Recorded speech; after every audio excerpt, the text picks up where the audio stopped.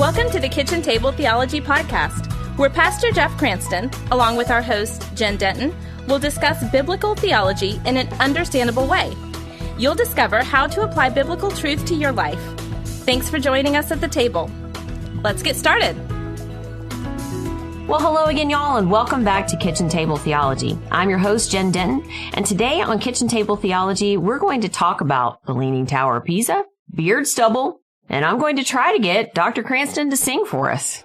It is quite the jam-packed day. And here at Kitchen Table Theology, we are on a journey of discovering what the Scripture teaches regarding doctrine and theology. You know, things that a lot of Christians think are too difficult to tackle, too hard to understand, and too out of reach. And we're always attempting to do this in a way that applies to the lives we live. We do this because we agree with what the theologian A.W. Pink once wrote. Eliminate doctrine, and you have nothing left to test experience by. And mysticism and fanaticism are inevitable. We want to help you be strong in your faith, knowledgeable in and of the Word, and grow in your love for Jesus. On today's podcast, we're continuing the 33 things that occur instantaneously at the moment of salvation to every believer. Beginning with episode 104, we've discussed, studied, and mulled over a number of these treasures of divine grace. If you missed any, we encourage you to go back and give them a listen. Pastor Jeff, let's get started. Did you say we have mulled over? We've mulled over. We've marinated in it. We've I understand the word. I just didn't know that was, that's a good one. You didn't think that was in my vocabulary? No, I didn't. No. No, wait a minute. Yes, I thought it was in your vocabulary. I've just never heard. Mold. I do like a good mulled cider this time of year. As we record this, we are entering the fall season. There's probably a podcast that is on cider somewhere. Probably If not, several. You should start it. Well, hello again, Kitchen Table Theologians. It's very good to be back with you. And let Jen and I again say how grateful we are for every one of you. And do you know, Jen, that with this podcast, we will exceed 40,000 downloads to Kitchen Table Theology since we started. And Jen and I are amazed at that. And it's because of you. So thanks for listening, and thanks for your faithfulness to stick with us. And if you've stuck with us since 104, then you've stuck with us through this topic of 33 we things. Have, I think we've got a number of new listeners because our podcast download numbers last week were like 5 times than they normally are. So not sure how or why that's happened. Word of mouth, my friend. If you're new, welcome. If you've been with us since April of 2020, which we now know was the worst month of the worst year to start a podcast, but we're still going. We're grateful you're here with us. We are. And we are continuing our topic of 33 things that happen to the believer instantaneously at the moment of salvation. So what are we diving into today? Well, let me ask you a question, Jen. Have you traveled much outside of the USA? I would say a little bit. I wouldn't say I'm a worldwide traveler. We had a mission partner with one of my previous jobs where we went to the Dominican Republic. So I've been probably to the Dominican 5 or 6 times. Oh. And then I spent a month in Russia while I was in high school. A month in Russia? Yes. As a high schooler that did not appreciate being away from home that long, I wish I could go back now with a different perspective. But yeah. I don't think you'd want to go back right now. Probably not right now. Probably not right now. But yeah, Russia with a little stint in Germany along the way. What happened to Jen? She got conscripted into the Russian army. She really wanted to go back. So.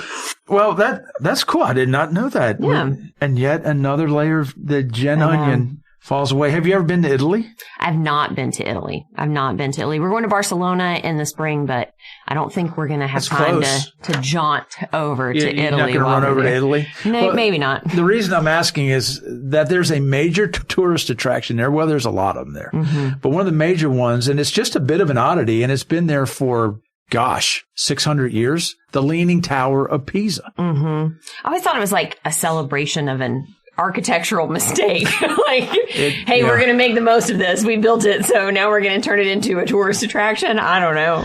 No, I don't think in the 14th century or the 12th century, I think it began. So it's almost 1,000 years old. Mm-hmm. I think it's well built, but it's not well founded. Mm-hmm. So two different things. The Tower of Pisa is a freestanding, I'm sure everybody has seen pictures of it, and I'm sure many in our audience have been there. It's a freestanding bell tower, and it's part of the cathedral of Pisa in Italy. And it's very beautiful.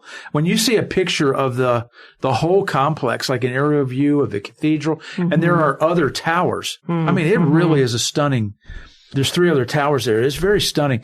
So it was leaning at 5.5% at one point up into the 90s. But in the 90s, it was stabilized. And to stabilize it, they added 870 tons of lead blocks to straighten it up. And they straightened it up to 4%. And they could have straightened it up more. But the government said, because it's such a tourist attraction, let's leave it at 4. And they think now where they are, it will stay about where it is for the next 200 years or so. I just think that's hilarious. Should we straighten it up all the way? No.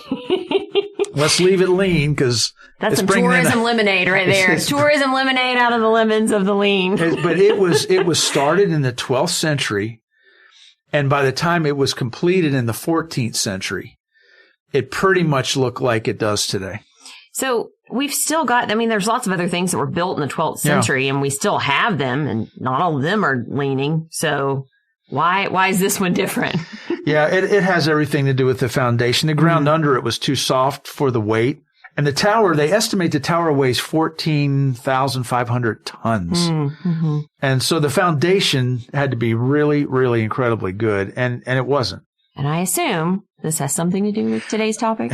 Yeah, we just cannot get anything by you. Hey, a segue. Yeah.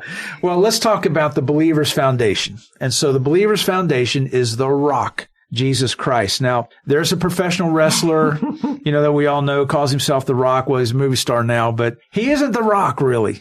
Christ is the rock. So that's what we're going to talk about today, Jesus Christ being the rock and the ramifications that has for the believer instantaneously at the moment of salvation. So let's begin with 2 passages of Scripture that will set the foundation for today's podcast. Did you see what I did there? Sure, I did. Sure, that wasn't lost on our listeners All right. either. It was Matthew 7:24-27, and 1 Corinthians 3:9-15. So let's settle in. Jen, read those for us, please. Okay, so the verse in Matthew says, "Anyone who listens to my teaching and follows it is wise, like a person who builds a house on a solid rock. Though the rains come in torrents and the flood waters rise and the winds beat against the house, it won't collapse because it is built on bedrock. But anyone who hears my teaching and doesn't obey it is foolish, like a person who builds a house on sand. When the rains and the floods and the winds beat against the house, it will collapse with a mighty crash." And this is very apropos because we're recording today awaiting the arrival of Hurricane Ian. And it's hitting Florida as we record. Absolutely. And then the verse from 1 Corinthians says, "For we are both God's workers, and you are God's field. You are God's building. Because of God's grace to me, I have laid the foundation like an expert builder. Now others are building on it. But whoever is building on this foundation must be very careful. For no one can lay any foundation other than the one we already have, Jesus Christ. Anyone who builds on that foundation may use a variety of materials, gold, silver, jewels, wood, hay, or straw. But on the judgment day, fire will reveal what kind of work each builder has done. The fire will show if a person's work has any value. If the work survives, that builder will receive a reward. But if the work is burned up, the builder will suffer a great loss. The builder will be saved, but like someone barely escaping through a wall of flames." There is a song about the first verse. There is not a song about the second verse, probably with good reason. The second one doesn't really lend itself to singing too much. Yeah, there's a lot there. And so here's the point, the main point of today's podcast. The believer's salvation is based upon Christ, the solid rock. The believer's service to Christ following salvation must also be built upon him. So that's the Matthew passage. Our salvation's built upon Christ.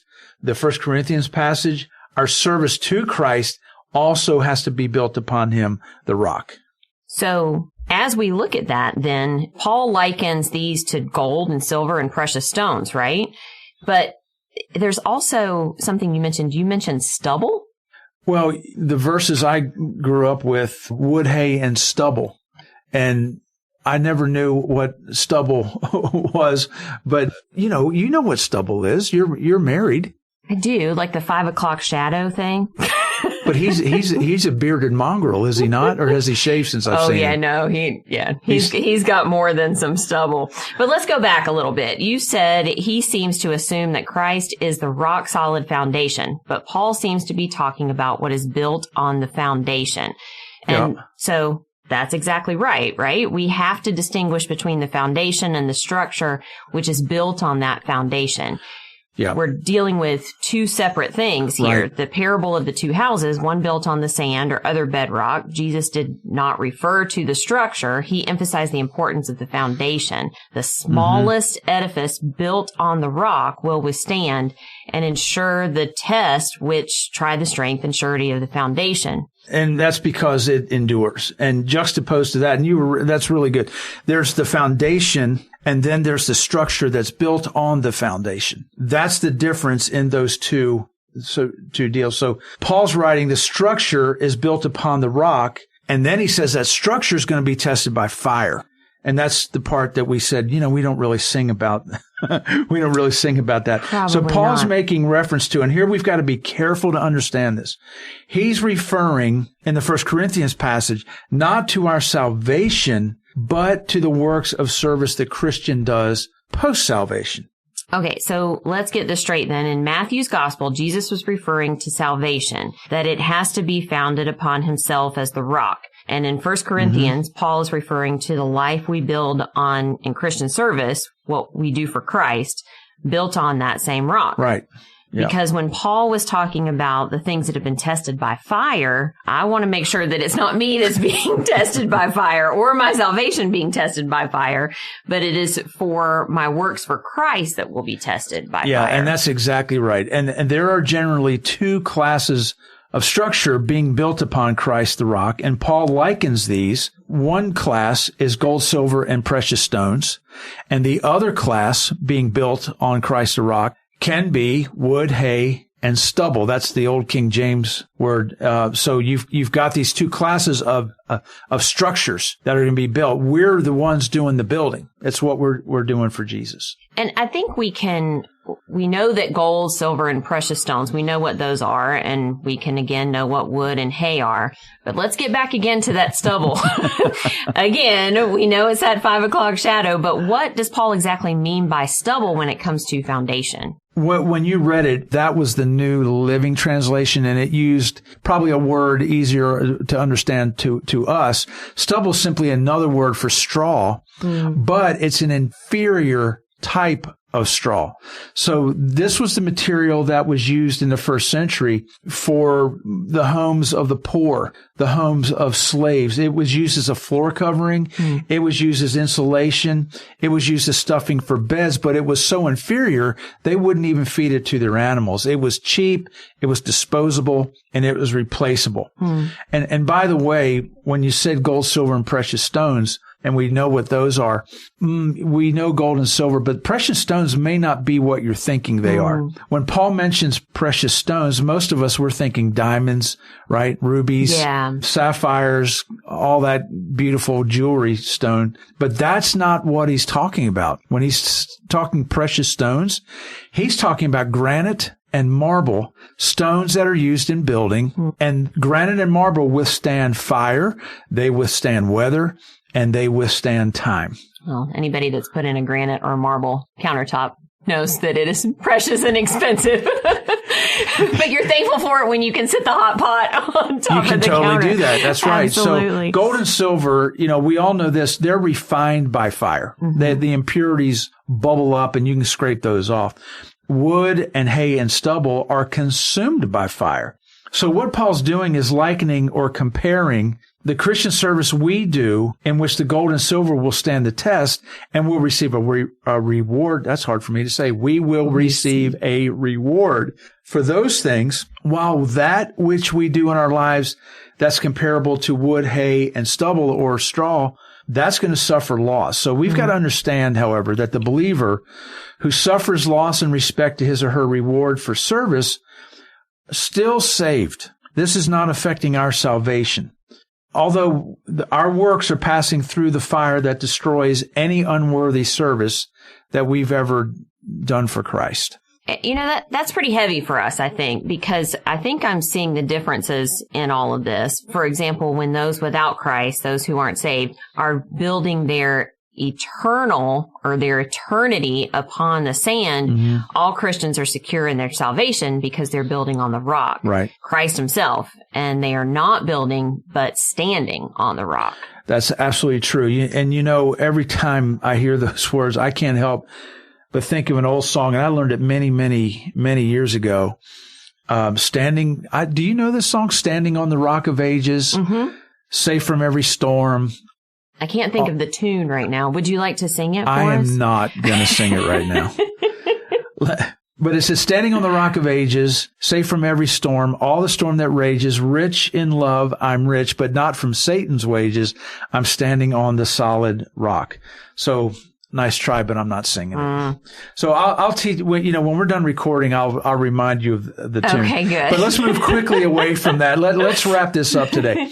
Christ is the foundation on which the Christian stands and on which the Christian builds. So, we're taking off the sand foundation we were previously building upon without Christ. And here's the instantaneous part of the 33 things that happen. We are instantaneously, at the moment of salvation, removed from whatever we were building, which was on sand, and our life and our eternity is immediately placed upon the solid rock, Jesus Christ. And he's not only a solid rock, he's an enduring rock.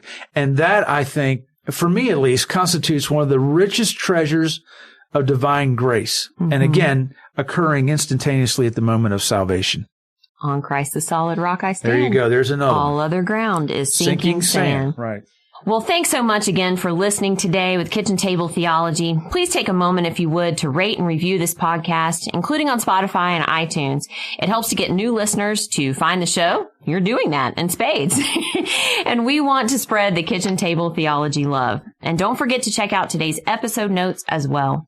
As always, thanks are due to our friends at Low Country Community Church here in Bluffton, South Carolina, for making this podcast possible. And to Danny and her team at Streamline Podcasts for making us sound good. And to Dylan Voorhees, of course, today's sound engineer. Please head on over to jeffcranston.com for more information about Dr. Cranston, his books, sermons, leadership notes, and blog posts. And Lord willing, next week, we'll be back with another great episode. So there it is. Now go deeper. And until next time, always remember that the real power of theology is not only knowing it, but applying it. You've been listening to the Kitchen Table Theology Podcast with Jen Denton and Pastor Jeff Cranston. Join us next time for more insights into biblical truth. If you'd like to know more on today's topic, you can check out the show notes at jeffcranston.com. You can also email us at pastorjeff@lowcountrycc.org. If you're enjoying this podcast, would you consider leaving a rating and review on iTunes? We deeply appreciate your help in getting the word out. And be sure to subscribe on iTunes, Google Play, Spotify, or in your favorite podcasting app to continue this journey with us as we learn about and apply God's Word to our lives. Thanks for joining us, and we'll see you next time here at Kitchen Table Theology.